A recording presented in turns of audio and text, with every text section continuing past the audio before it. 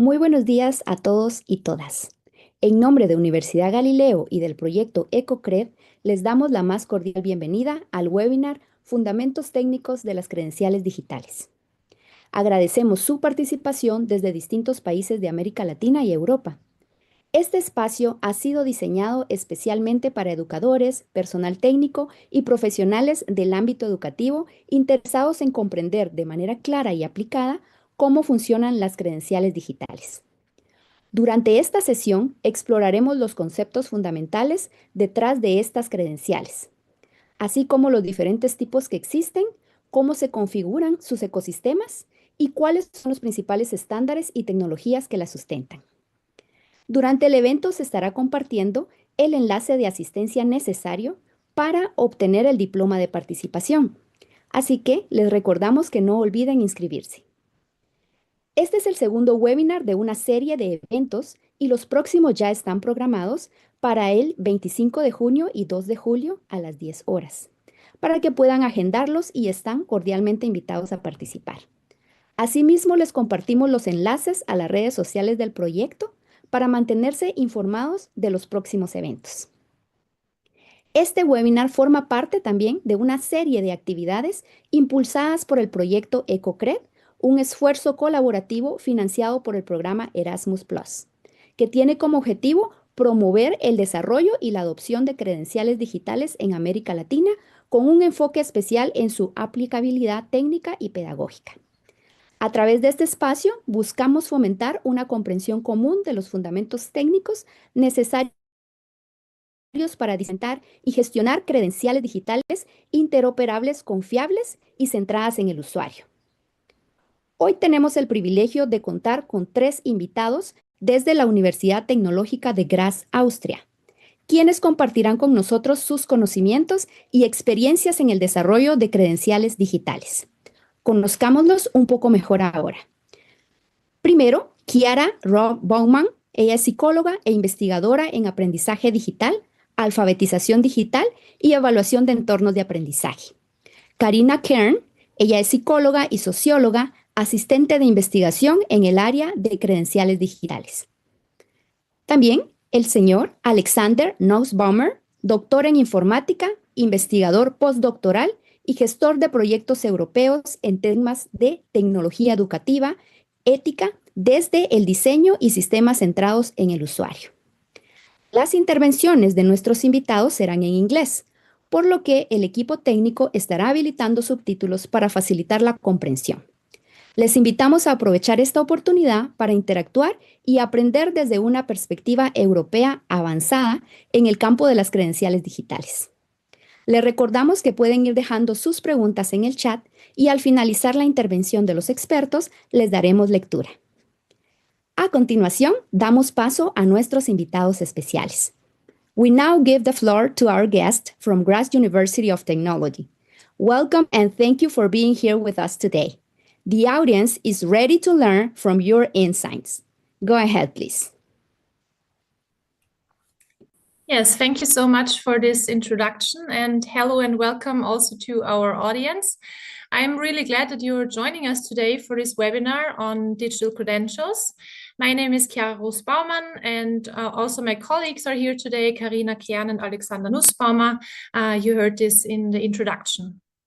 And before we dive into the content of today's webinar, I'd like to quickly show you a slide that I borrowed from a colleague from Fundación Quinal.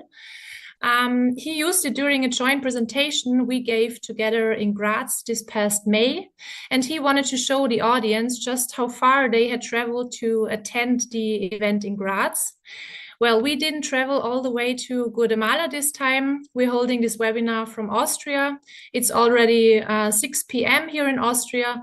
And since none of us speak Spanish fluently, the webinar will be held in English, but with the option of Spanish subtitles. And this slide also illustrates how far we actually are apart, geographically speaking, and how wonderful it is that despite the distance, we're still able to connect with you and speak to you in this way today. So before we start, let me give you a brief overview of what we will cover in today's session. I will guide you through the first part of our webinar, where we will explore some basic concepts and definitions around digital credentials, and also talk about why the terminology can be so diverse and sometimes confusing in this context, and also which information you have to consider when it comes to issuing or also receiving a digital credential. Then we will explore the credentialing process itself, where Karina will talk about the broader ecosystem and the involved actors in this process. And from there, we will look at the most important formats and standards that enable interoperability, including the verifiable credentials framework from the World Wide Web Consortium and the widely adopted Open Badges standard. And after that, we will shift to some selected technological aspects behind digital credentials. And Alexander will take a closer look at digital signatures and digital credential management platforms here. We will also touch on how credentials are stored, both in centralized systems and more innovative decentralized models, such as blockchain-based solutions, for example. And finally, we will reserve about 10 minutes time for Q&A at the end of the session. So if you have any questions during the presentation, please also feel free to drop them in the chat, and we will try to address as many of them as we can in the end of our webinar. All right, so let's begin with a simple but important question. What exactly is a credential? According to the Oxford English Dictionary, credentials can either refer to documents that prove your identity or trustworthiness, for example, or to your qualifications or experience. So in the context of higher education and training, credentials are typically understood as documents issued by an authorized institution that certify that a person has achieved a certain level of knowledge, a skill, some kind of learning activity or learning outcome. And this can either be paper-based or digital. So digital credentials, in simple terms, are electronic representations of achievements, of skills, or of competencies. They can serve the same purpose as traditional physical paper documents, but they exist entirely in digital formats. So this digital nature is also what makes them powerful, because it allows credentials to be stored, to be shared, and verified using digital platforms. Let's now take a closer look at what a credential actually contains. Whether it's a paper document or a digital version, every credential includes certain core components that make it usable and trustworthy. And this, what you can see here, is a recommendation from the World Wide Web Consortium that goes with the following components. First, we need to identify who the credential is about. This is called the subject. For example, it could be a person's full name with a photograph, like on a student ID or a passport. It could be a customer number, something that makes it possible to identify someone. And the goal of these identifiers is that the credential can be linked clearly to one and only one individual. Next, we need to know who issued this credential. This is the authority backing the claims that are being made. And examples can include a city government that issues, for example, a driver's license, a certification body that awards a professional qualification, or also a university that issues a diploma. And the value of a credential depends heavily on the credibility of the issuing organization.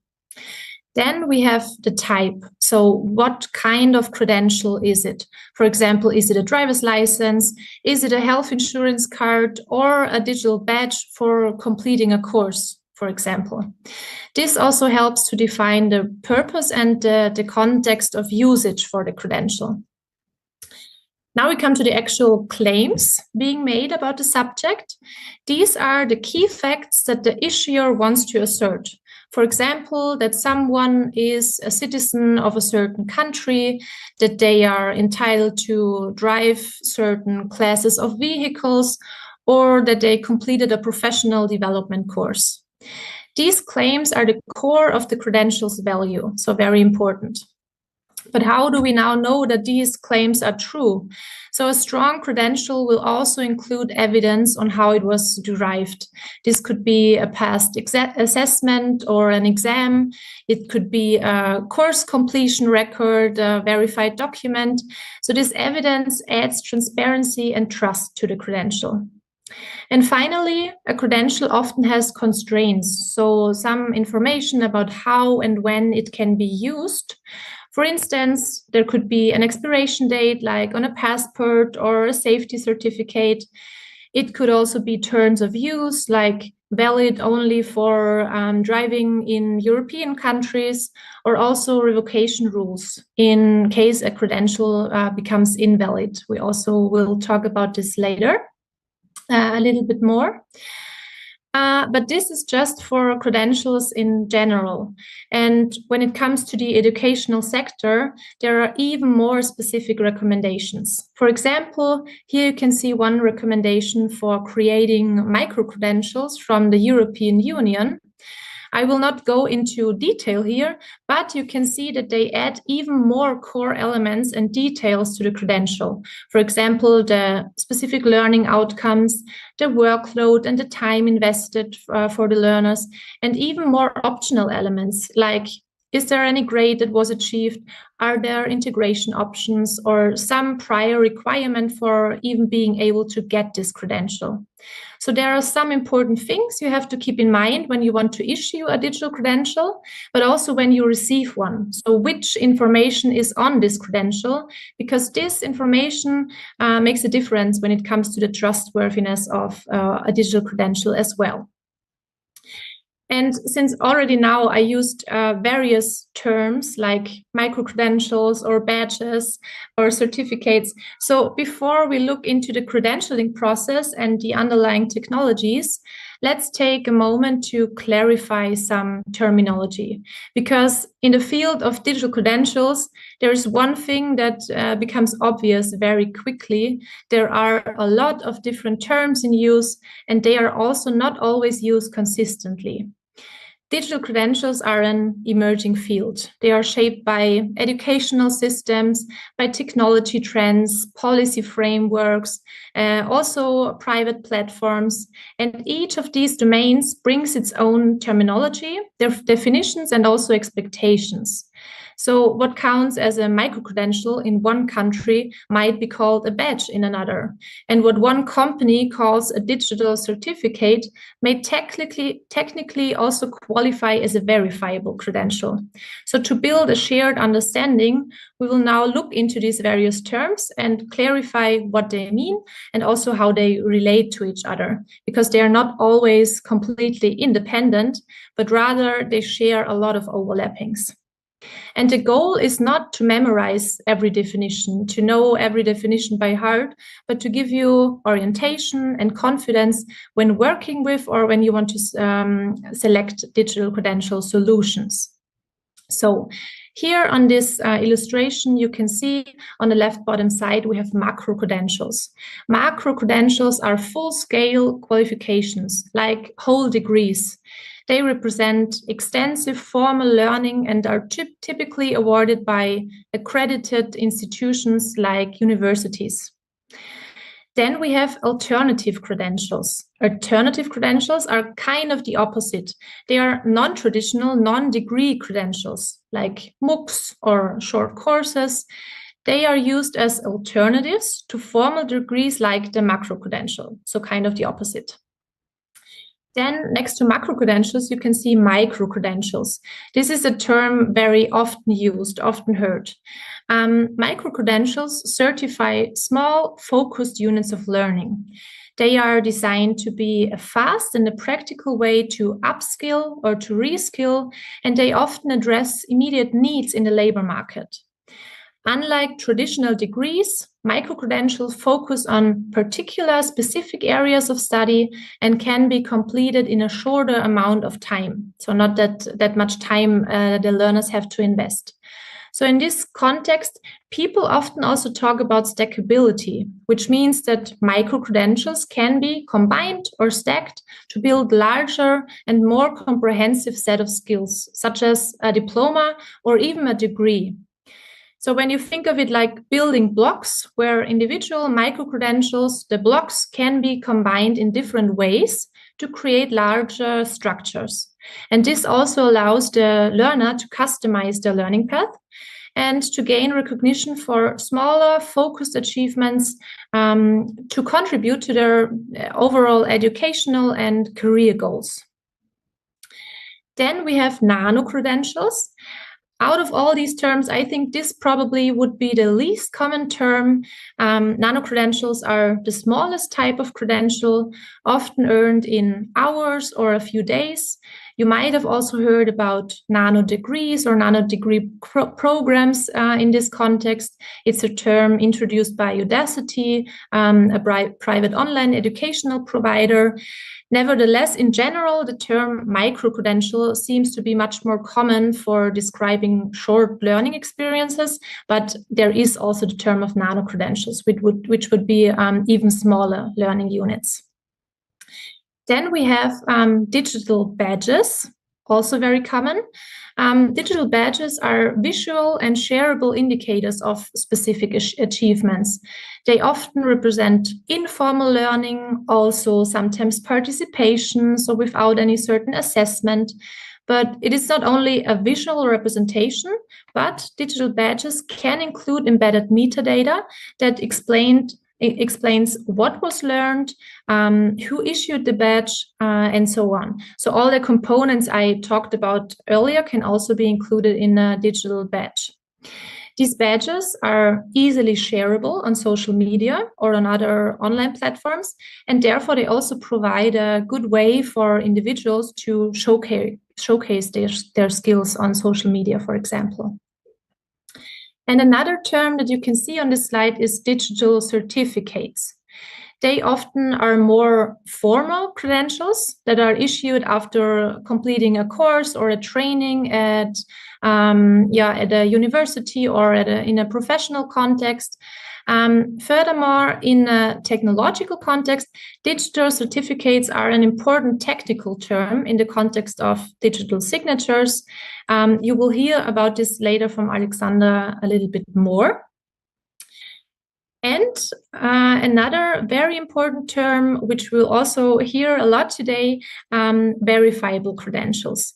They are a special type of a digital credential that is designed to be secure, tamper evident, and instantly verifiable. That's the most important part. So a verifiable credential can be cryptographically verified to ensure it hasn't been tampered with and it doesn't require a central authority to confirm the authenticity of the credential. Alexander and Karina will tell us later more about how this works. So we will hear this term a lot today.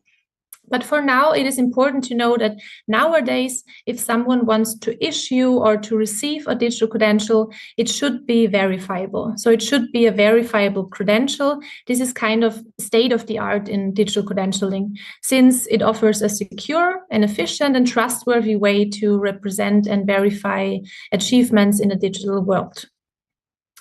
And like I mentioned before, it is not necessary to memorize all of these definitions, but it will help you if you want to issue credentials and when you receive them to look for the important information on the credential, because there are not only various terms, but like you can see on this slide, also various possibilities to visualize digital credentials. So they also don't look the same. Okay. Let's take a step back now and look at how digital credentials fit into the broader learning process. We can think of this journey as a structured process that often starts with a needs analysis. Which skills, knowledge, or competencies are required? These steps also involves understanding the goals of the learners, the market demands, or institutional priorities, for example. This forms the foundation for designing meaningful learning experiences. Let's say, for example, a company identifies that Many employees are now required to lead virtual online meetings and client presentations, but the employees report low confidence and poor results in their presentations. So there is a specific learning need to improve the online communication and presentation skills in a professional context. Based on these needs, we move into the development phase. Here, educational content is designed, learning outcomes are defined, appropriate formats and methods are selected, whether it's a course, a workshop, a micro-learning module. For our example, this could mean that the training department of the company, together with an external learning designer, creates a short and a targeted learning module called Effective Online Presentation Skills. This course, the course includes best practices, structured techniques, visual design methods, and so on. So tailored for the virtual business environments. The next step then would be the implementation. This is the actual delivery of the learning experience. And learners engage in the activity, they attend the sessions, they work through tasks, they participate in a collaborative or practical experience. And for our example, let's say this could mean that the course is delivered in a blended format. There are some self-paced online modules combined with 2 live webinars, and employees participate over the course of 2 weeks. Next, in education, we typically or often conduct an assessment. I say typically because in some cases there might be no detailed assessment when simply attending the activity may be enough. But in our example, the assessment is necessary for the employees to receive the credential afterwards. Assessments can involve quizzes, project, peer reviews, tests, other submissions, whatever is appropriate to measure whether the intended outcomes have been achieved or not. And in our example, let's say to complete the course and earn the digital credential, participants must submit a video or a short online presentation, complete a self-reflection questionnaire and a knowledge quiz. And participants who meet all assessment requirements then receive a micro-credential. This micro-credential has the title Effective Online Presentation Skills. The credential is issued by the company's learning department, and once the assessment confirms the achievement of learning outcomes, we enter the credentialing cycle. So to summarize, in education, this whole learning cycle is the basis for our credential. We need this information, but the credentialing cycle typically starts after the learning cycle.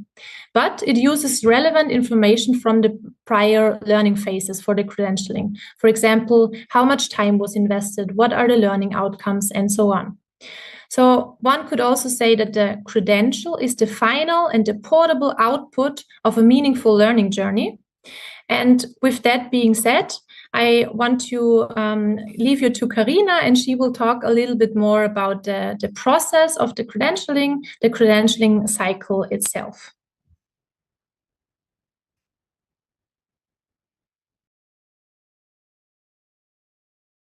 Dive right into the life cycle of a digital credential. Here you can see an illustration of all the roles and processes involved. In blue, you see the 3 core actors, the issuer, holder, and verifier, and colored in orange are the processes that a digital credential goes through. So each phase is tied to a specific role. A digital credential comes to life through the issuance by the issuer and lives on until it's revoked or deleted. Through its existence, it's getting stored and numerous times shared and verified. However, let us first look at the roles in more detail. There are the 3 core actors involved. So the issuer, the holder, and the verifier. The issuer asserts a claim about someone and creates a credential from these claims, and then he's responsible for issuing this credential. This could be, for example, a university in the context of educational courses, or an authority that issues a driver's license. The holder possesses and manages 1 or more credentials in their personal digital wallet and decides when and how to share it. This is most of the time an individual that earned the credential, or in the educational context specific, a learner. The verifier is mostly a third party that wants to check a certain claim. For example, an employer that wants to see if a job candidate has a specific degree. For that, the verifier checks the authenticity and integrity of the credential before accepting it as valid proof. Now let's look into each process of a digital credential ecosystem. I will do every process with the examples in an educational context. So as I already said, it all starts with the issuance of a credential. For that to happen, there has to be a learner. That learner takes part in a learning activity, for example, of a university, and through that course acquires a skill. Now the university is an accredited institution, and in this case, the issuer, seen in the blue house. The issuer now assesses or proves if the learner fulfills the requirements to earn a credential for the taking activity. This could be done by looking at positive test results, for example. If those are confirmed, then the issuer creates the digital credential and signs it with its digital signature, ensuring that it's valid and real and really made there and how it was claimed. Then this credential is issued to the learner, who becomes the holder of this credential. Once the holder has the credential, he or she stores it. This process allows the holder to access, organize, manage, and share his digital credential however he or she wishes. The best practice to do this is through a digital wallet, which you can think of like as a real wallet, but as a digital application or platform. It has a user-friendly interface, and the credentials are collected and sorted in it. It also ensures security and privacy of any information involving the credentials. The verification process ensures that other parties that get the credential shared know if it's legitimate and authentic. So if now, for example, the holder of a credential applies for a job and claims he has the needed degree for the position, the employer, who is the verifier, can ask for proof of this claim. The holder can now send a presentation or only parts of the relevant information of the digital credential that represents that claim. It's important to emphasize here that the holder has full control if and how much he or she wants to share. The verifier only sees information if the holder wants the verifier to see it. So if it's shared, so now the verifier can access the metadata of the sent credential and can verify its legitimization through specific technologies. Underlying this is a verification infrastructure involving specific cryptographic techniques, which Alexander will tell you in more detail later on. For all these processes to work between different countries' organizations and still stay secure and authentic, specific standards have been developed. So, first, let's answer the question, what are web standards even? So they are agreements on how technologies should operate, like the usual way of doing things. Let's think about grocery shopping. Web standards, for example, make it possible that everyone can pay in a store regardless of the method. So regardless if it's a debit card or an iPhone you pay with or a Google Watch. Web standards are developed collaboratively by individuals and organizations and are open source, so everyone can use it and contribute to it.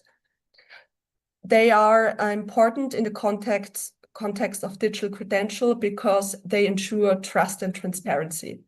That's because everyone understands the concepts the same way. By using standards for credential, they remain valid and recognized and are interoperable. One such web standard is the World Wide Web Consortium. It's an international public interest nonprofit organization that develops standards and guidelines for a wide variety of fields, from rendering web pages to linking data or authoring tools. They developed the standard for verifiable credential that Chiara already introduced. This standard can roughly be defined as a specific way to express a set of claims made by an issuer. Those verifiable credentials are used not only in education, but also in the health sector, for example, with prescriptions or in regards of legal identity when we think about passports. The verifiable credential standard defines how credentials are structured, issued, verified, and shared. Through this standard, it makes the credentials machine readable and verifiable, as well as interoperable between servers if everyone uses this standard. The specification of the standards involves definitions and instructions on how to implement a whole credentialing ecosystem or just part of it, and also including the different technological aspects. Here you can see a code chunk which defines a verifiable credential. It consists of, in the upper part, of the claims made by the credential. So what, in the context of education, what achievement was made and when and how. Then there is the metadata, which are the short, most important information. And lastly, the proof in form of a digital signature. Another widely adopted standard are open badges, established by 1ED Tech. This is a standard format for issuing digital badges. It's intended for educational certification and is a digital token, a visual representation of an achievement. In early versions of the standard, it was held pretty simple, only defining the visual properties of the badge and the underlying metadata, which has basic information of the achievement embedded, which Chiara already listed. Like, for example, like issuer, expiration date, badge name, and so on. It was linked only to the holder's email address and dependent on the third party. So if the third party that issued it didn't exist anymore, then that was a problem. And those digital badges are possible to share with third parties and on social media, like LinkedIn, where it was used most of the time. However, there were a lot of developments in the last year. Now Open Badges version 3.0 was released, which is now compatible with the verifiable credential standards from W3C. So that means, for example, if a holder now has an open badge, it is possible for a third party that uses the verifiable credential standard to verify this open badge. It also makes open badges more secure and trustworthy because it now uses the digital signature instead of just email addresses. And it also makes them interoperable, portable, and machine readable. Thanks to those standards working together, it helps making digital credential recognized across continents and organizations. And now there's also the possibility to decide if you only want a QR code or a badge visual representation as well. So as I already mentioned, specific technologies play a key role in every process part of a digital credential ecosystem. And these technologies are also defined by the standards and very important in them. And Alexander will tell you now more about them.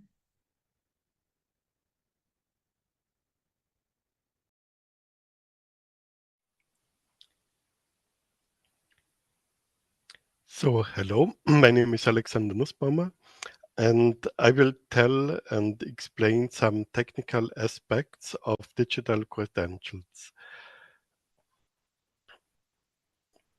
So, especially, I will talk about technical digital signatures and underlying concepts of digital signatures. And secondly, I will introduce digital credential management systems and how they can be used to organize. So starting with paper-based credentials, so the traditional way of creating and using credentials. So after a student has completed a course, for example, then the teacher or trainer will create a nicely designed credentials and signs it with a pen. Then the teacher gives the certificate, the paper, to the student. The student can store it at home, for example, and can bring it to an employer, for example, and then the employer can verify it manually. So there are two ways of verifying such a credential. First, the employer can have a closer look at the credential, what is written there, if it's written in an organized way, and if it sounds credible. But secondly, the employer can also just call or ask the institution that has issued this credential and ask if this credential is valid or not.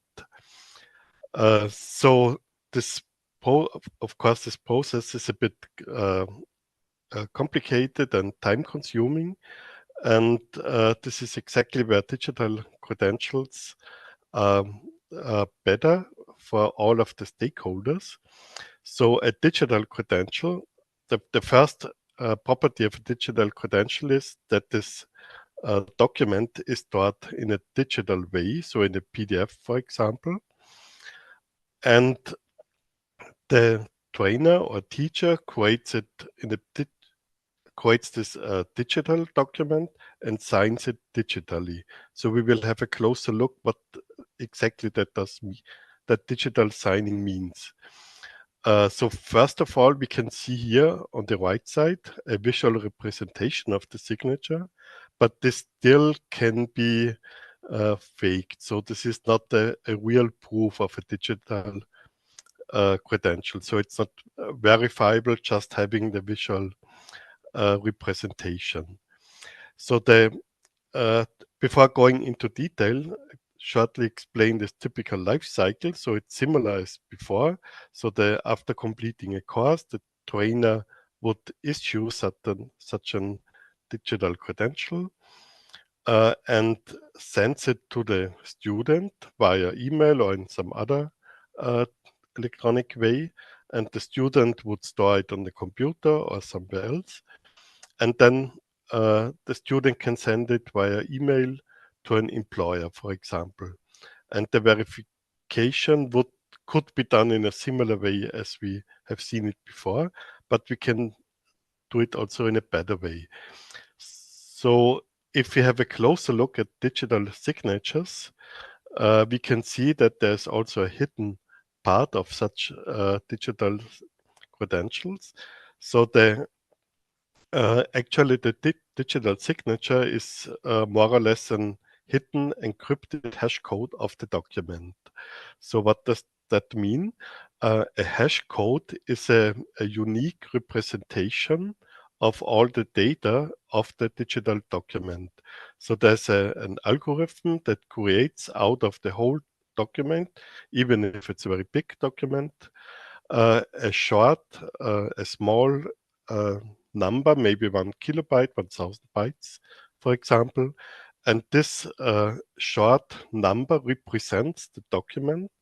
And this short number is also unique. So two different documents would result in two different hash codes. So this is an important aspect that we can represent each digital document with a short number. then the second step is, so first we create a hash code out of the digital document, and the second part is to encrypt the hash code, not the document, but just the hash code. And so how is this being done? So many people understand how to encrypt documents with a password. So for example, they use a password and they encrypt the document. And if they want to decrypt the document, they use the same password again. But in this case, we use a different method. It's called an asymmetric cryptographical method. So a person has two passwords, two keys, a private one and a public one. And the first one is used to encrypt the document, and the second one is used to decrypt the document. So in this step, to create an encrypted hash code, the signer, the issuer, uses his private key to encrypt the hash code. And then the encrypted hash code is edited to the digital document. So this is an additional additional data added to the document, but people don't see it. So this is not available in a visual way. It's just available as data. So then the question is why do we do this? So the advantage of that is that we can use this to verify if the digital certificate is valid. So this figure explains how this verification is done. So it might be a bit complicated.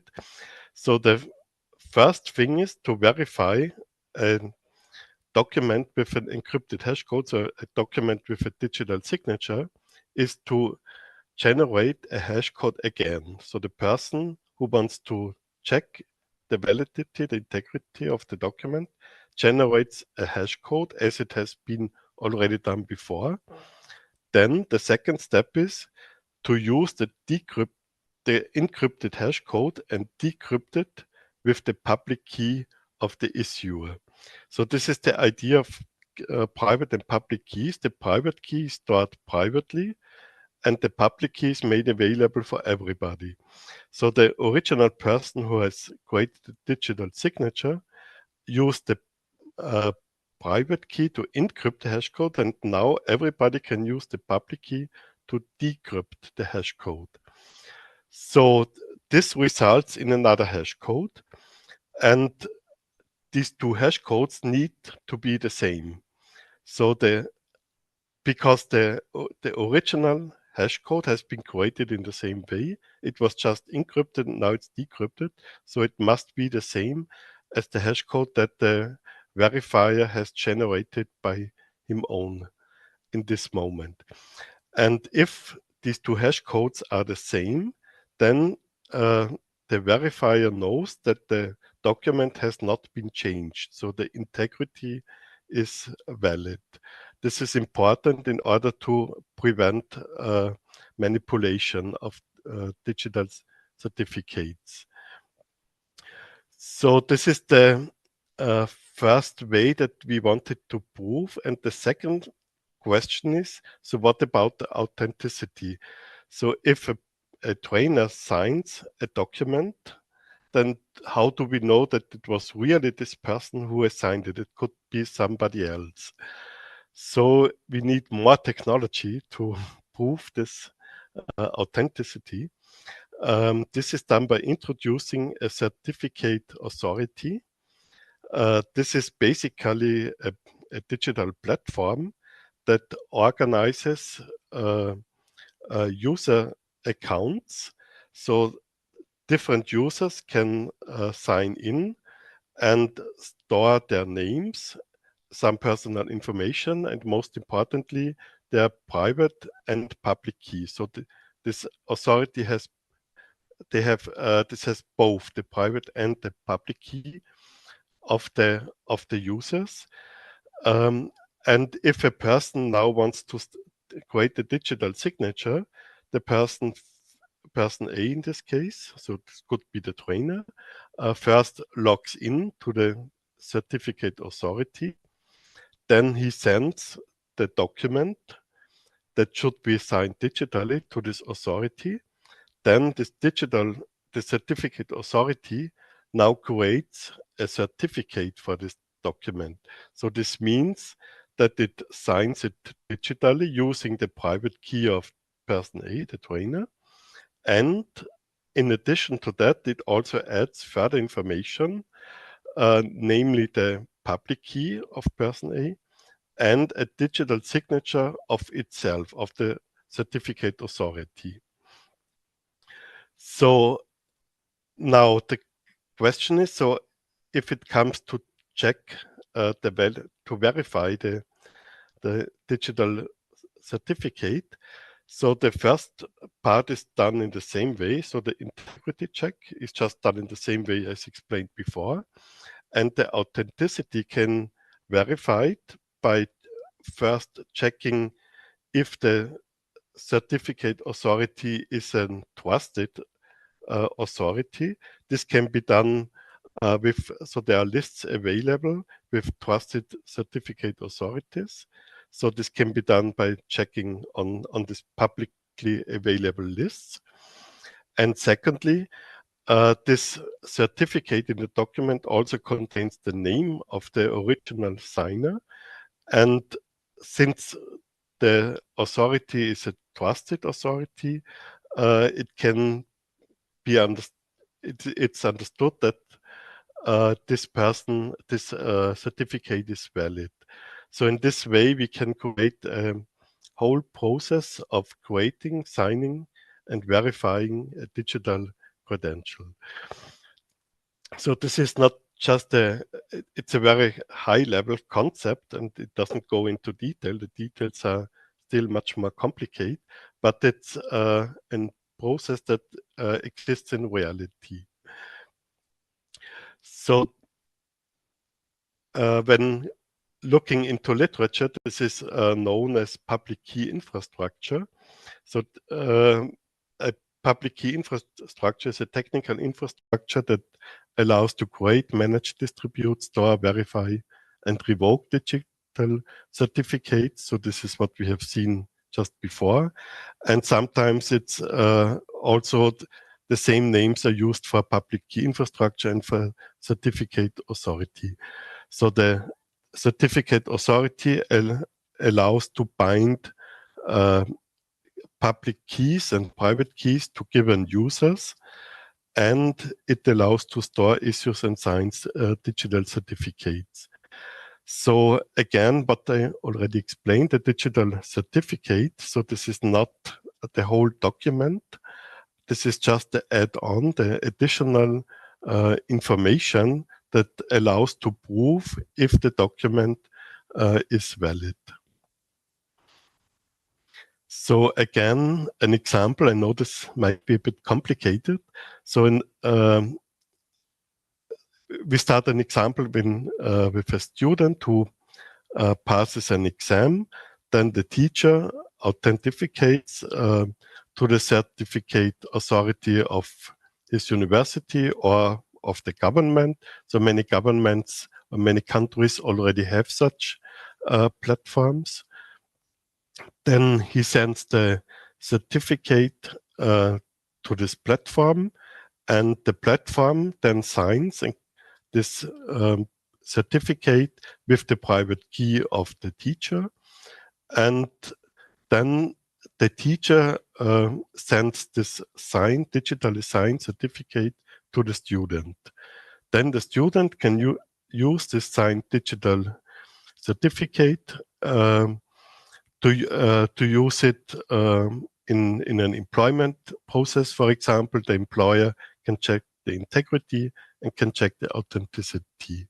So this is an overall process how to create and verify digitally signed and verifiable digital credentials.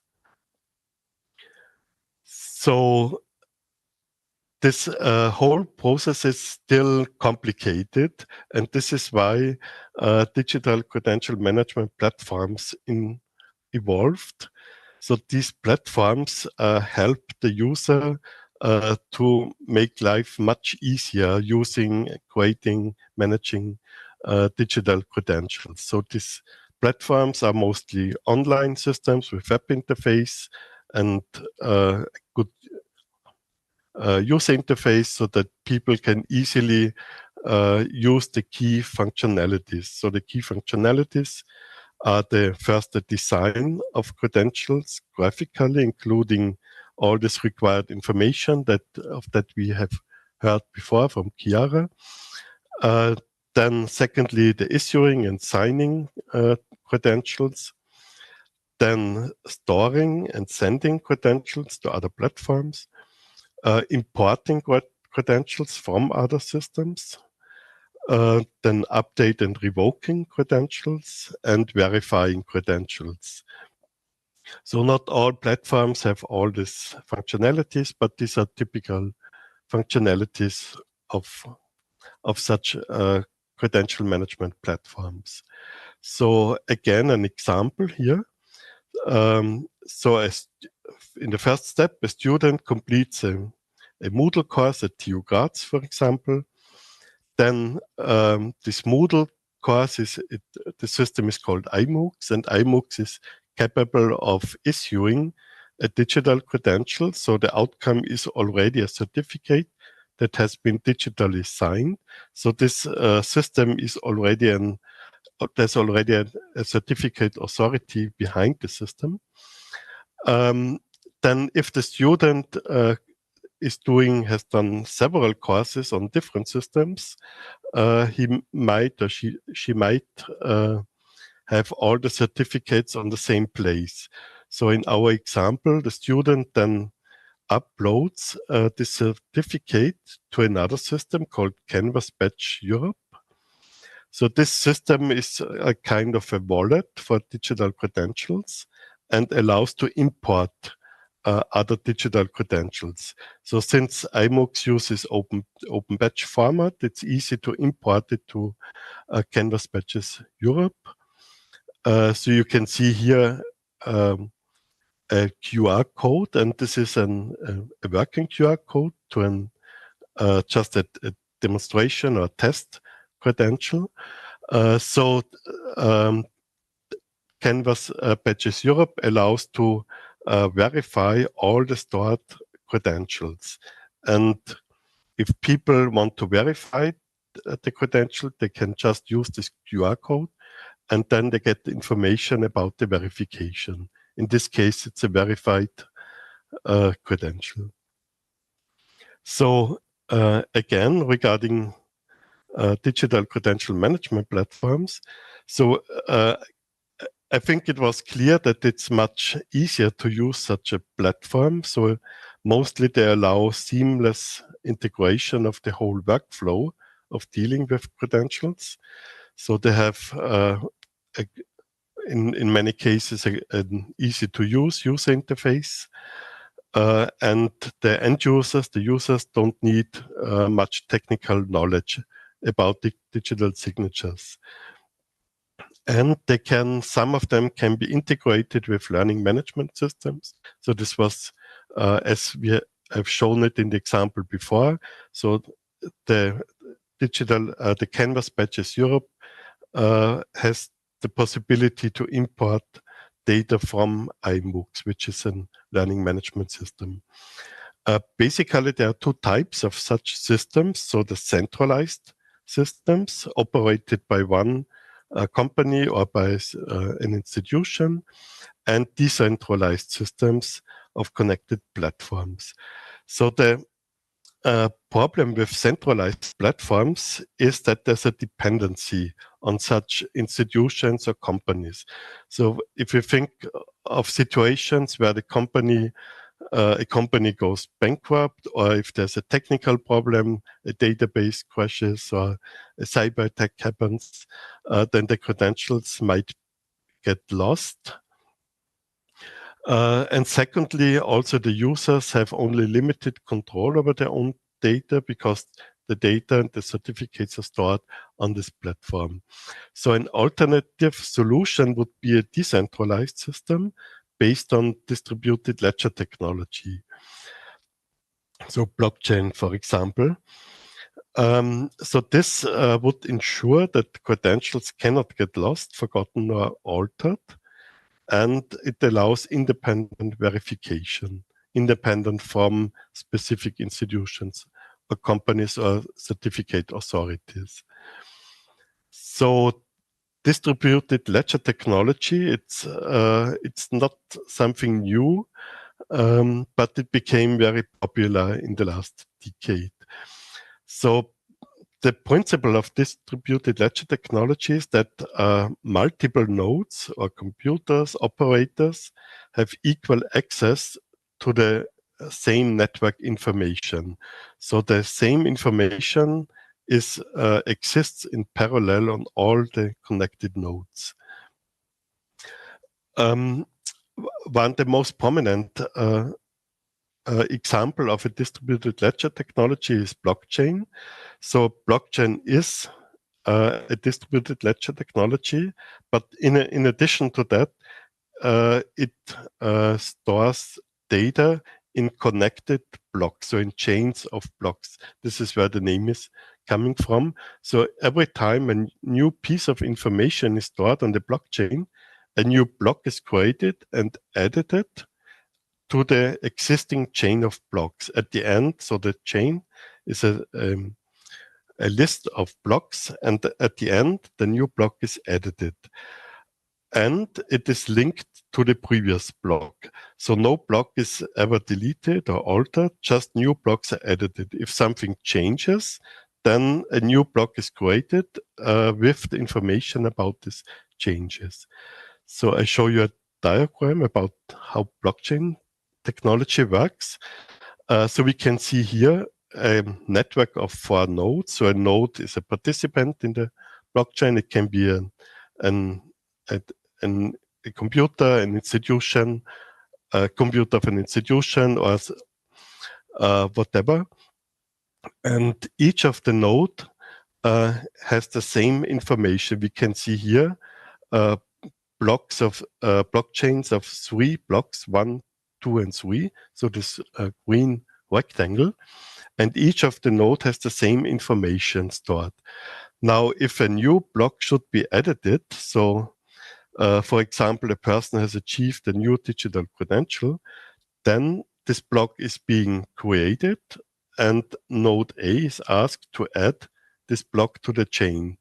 Then a very complex validation process is being done so that the new block is edited to the chains of all the nodes. So now each of the node has the same information again. So what happens if one node is being removed for some reason? Then the original information is still available. So in the case that node A was a certificate authority, where a student has connected to an institution where a student has achieved a certificate. Now this node is gone because this institution doesn't exist anymore, for example. Then this information that the student has achieved the digital credential is still available on the other nodes. So it can still be verified that the digital credential exists, even if this original institution does not exist anymore. So this is, blockchain is more complicated as demonstrated here.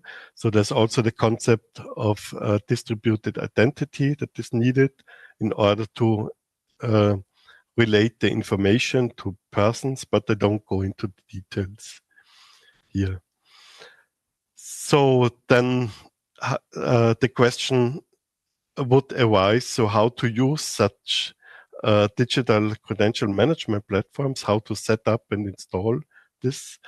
There are two ways how to do this. So using an external provider. So at the moment, there are a lot of digital credential management platforms available. Some of them provide some free access. Others would ask for regular fees to use the services. But there's also the possibility to create an in-house solution. So maybe using the technology I've explained at the beginning of my part of the presentation. But this information, so more information on this will be presented in the next webinar in exactly 1 week on the 25th of June, given by Galileo University. So thank you very much for your attention. I hope I could explain some of the technological aspects. And if there are any questions, we would now be open and happy to answer them.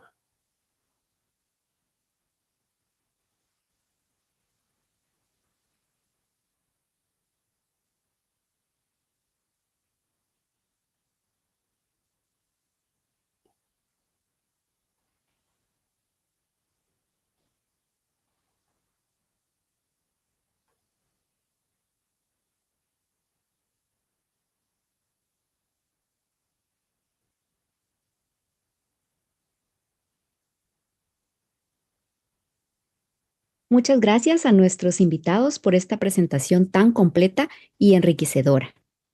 Abrimos ahora un espacio breve para responder algunas preguntas del público.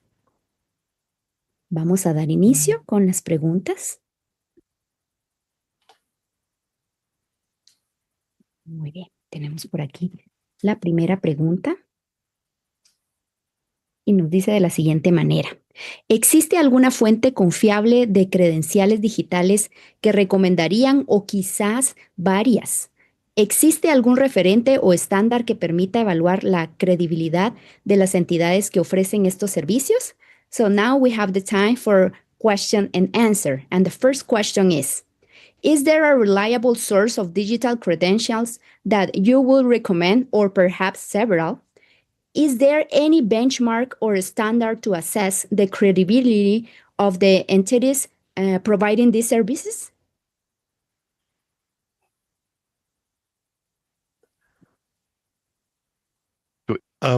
So may I try to answer this? Yes, please. So it's not an easy question. So there are a lot of different platforms, as I have shown. So I've just explained the principle of digital credential management systems. There are a lot of such platforms available, and actually I don't have a deeper knowledge which of them are reliable and which of them are not so reliable. So I don't have so much experience with this with these platforms. A very secure way would be to use official trusted authorities provided by governments. So, for example, in Europe, most of the countries provide an official certificate authority, and that can be used to digitally sign documents. So this is, in my opinion, one of the most trusted way of creating digital signatures and in this way digital certificates. And the second thing is so the in-house solution. If you create your own solution in at your institution, then you can, of course, trust this solution. But as said, next week there will be more explanation how to create in-house solutions. Thank you, Alexander. We're going to continue with the next question, okay? Vamos a continuar con la siguiente pregunta. Y esta dice así: ¿qué países están implementando este tipo de certificación? ¿Sería posible hacer lo mismo en Guatemala? Un cordial saludo y muchas gracias por su tiempo. The question says like this. Which countries are implementing this type of certification? Would it be possible to do the same in Guatemala? Best regards and thank you for your time.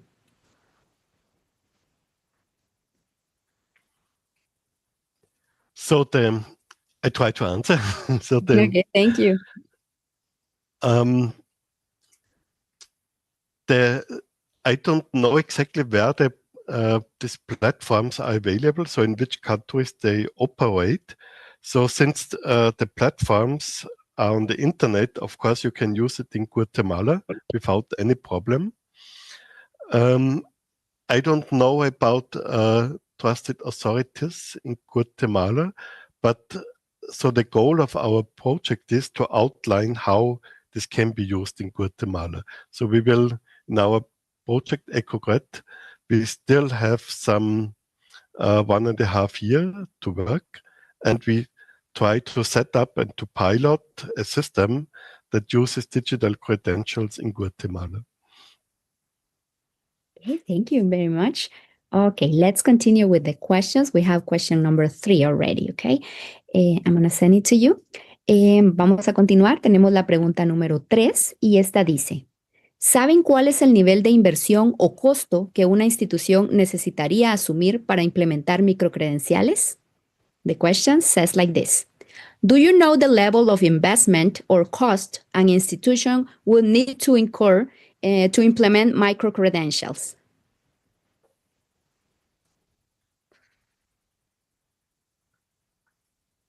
I could try to answer this. Of course, it's a difficult question since in Austria it might be different than in Guatemala. But for example, if you think about the certificates, there might be certificates at your institution at this point. They might not be digital, but like traditional paper certificates. And for example, the credential that Alexander showed with Canvas badges, this was a good opportunity for us to make the digital credential without any cost for the institution.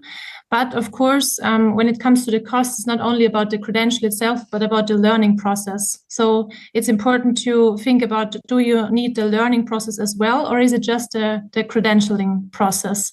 And there are very good offers, of course, also for the learning experiences, but I can't tell exactly how much that would cost for an institution. Also depends on how many people would have to get the credential and so on. But also for this question, maybe let's talk about the webinar for next week, because the colleagues from Universidad Galileo will talk about in-house solutions and also possible external providers. And these will also be possible for Guatemala, and maybe the question about the costs can be answered better by our colleagues from Guatemala. Ok, thank you very much. Bueno, esta es una invitación para que la próxima semana ustedes también puedan acompañarnos en el siguiente webinar, donde se van a estar respondiendo algunas preguntas que el día de hoy estamos teniendo esas dudas, ¿verdad? Vamos a continuar con la pregunta número 4. Ok, we're going to continue with question number 4. Desde su perspectiva, ¿cuáles son las consideraciones más importantes al momento de decidir entre sistemas de credenciales digitales centralizados y descentralizados, especialmente para instituciones en países en desarrollo? From your perspective, what are the most important considerations for deciding between centralized and decentralized digital credential systems, especially for institutions in developing countries? Okay, I think this is a question for me. So what we can say is that centralized credentialing systems are already available and commercialized. So the companies that offer these systems for commercial reasons. Decentralized systems are not so widely used, and there's still some technical development done for decentralized systems. So I think we have there's already more experience available with centralized systems, and maybe it's easier to start with centralized systems before switching to decentralized ones. Okay. Thank you, Alexander. So let's continue with the questions. We have question number 5. Muy bien, seguimos avanzando con las preguntas. Tenemos ya la pregunta número 5 y esta nos dice, considerando los distintos tipos de credenciales, desde nano hasta macro, y los elementos técnicos y estructurales que han presentado, ¿cuáles consideran que son los principales desafíos para que las instituciones de América Latina puedan implementar credenciales digitales verificables dentro de los sistemas de educación formal? Okay, question number 5 says like this. Given the different types of credentials from nano to macro and the technical and structural elements you have outlined, what would you consider the key challenges for institutions in Latin America when trying to implement verifiable digital credentials within formal educational systems? So.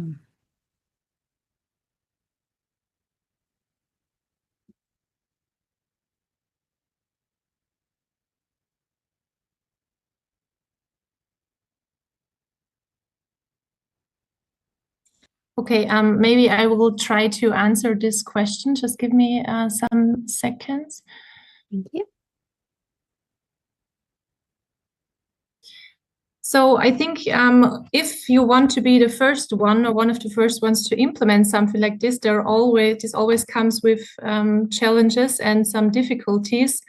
And I would say I would always say to start with the small things.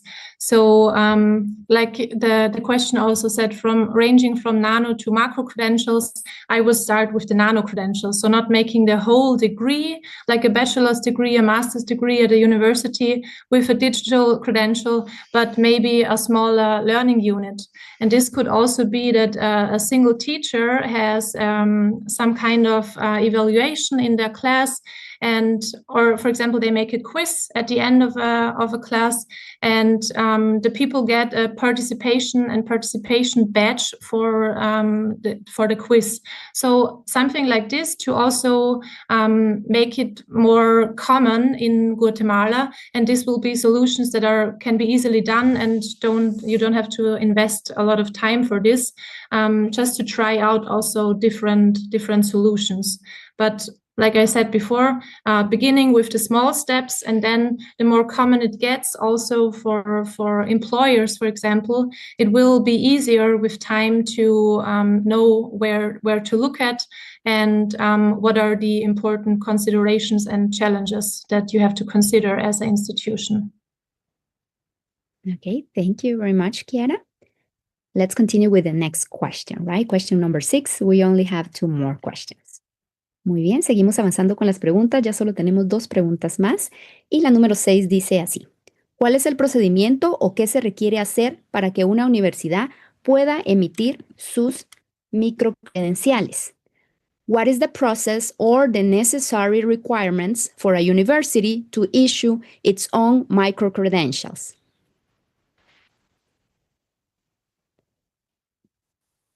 Okay, so I try to answer. So mainly this question addresses the next webinar where we will learn how to implement and how to use digital credential management systems. I can tell a bit about what our university in Graz is doing. So they use the certified authority of the government in order to digitally sign certificates. So this is the process that I explained in the first part of my presentation. So that so they create the digital document and then they digitally sign it with the authority of the government, and then they hand it over to the student. And this is a verifiable digital credential, even it's is not being done that smoothly as it's done in a platform. So this is a possible way how to do it and how to start. And if people want to do it better, then they can use an existing platform, maybe pay for the service, and use all the services to create, manage, store these verified digital credentials, or they can create their own in-house solution. Okay, thank you very much. Now we go to the last question. Muy bien, ahora es tiempo para la última pregunta que tenemos preparada. Y esta dice así: debido a que en mi país no existe un ente certificador, ¿cómo puede una empresa comenzar un proceso de certificación bajo el modelo in-house? Para el inicio del proceso, ¿qué metodologías sugieren para levantar las competencias a certificar? Since there is no certifying body in my country, how can a company begin a certification process using an in-house model? At the beginning of the process, what methodologies do you recommend for identifying the competencies to be certified? So I respond, but I'm sorry that I cannot really answer to that, how exactly this is created as an in-house solution. And I think it's much better to wait for the next webinar. And I'm happy that that there's already a need for this information, how to create in-house solution. So this will be explained in more detail in the next webinar. Okay, thank you very much. Okay. Entonces, tenemos unas palabras, de despedida para nuestros speakers. En nombre de Universidad Galileo y del proyecto EcoCred, queremos expresar nuestro más sincero agradecimiento a nuestros distinguidos invitados de la Universidad Tecnológica de Graz por su valiosa participación en este webinar. Gracias, Chiara, Karina y Alexander, por compartir sus conocimientos, experiencias y reflexiones sobre un tema tan relevante como lo es el desarrollo e implementación de credenciales digitales. Su presentación ha sido sumamente enriquecedora y sin duda nos deja muchas ideas y perspectivas para seguir fortaleciendo nuestras capacidades técnicas en América Latina. Esperamos seguir colaborando en futuras iniciativas conjuntas. Ha sido un verdadero honor contar con ustedes. On behalf of University Galileo and the EcoCred project, we would like to express our deepest gratitude to our distinguished guests from Graz University of Technology for their valuable participation in today's webinar. Thank you, Chiara, Karina, and Alexander, for sharing your insights, experiences, and reflections on such a relevant topic as the development and implementation of digital credentials. Your presentation was truly enriching and has provided us with many ideas and perspectives to strengthen our technical capacity in Latin America. We look forward to future opportunities for collaboration. It has been a true honor to have you with us.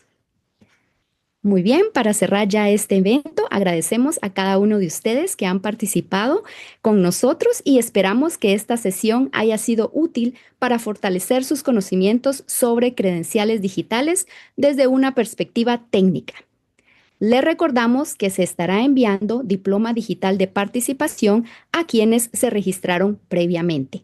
Por favor, realícenlo y también los invitamos a seguir participando en los eventos que vienen ya dentro de una semana. Los invitamos a seguir conectados a nuestras próximas actividades y a visitar el sitio oficial del proyecto para más recursos y oportunidades de colaboración. Gracias nuevamente y hasta la próxima.